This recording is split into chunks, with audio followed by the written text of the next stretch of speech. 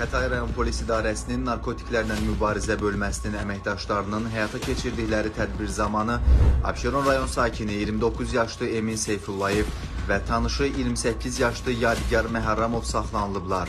Emin Seyfullayevin idarə etdiyi Ravon markalı avtomobilə baxış zamanı hər iki şəxsə məxsus 29 kiloqram 290 qram marixuana götürülüb.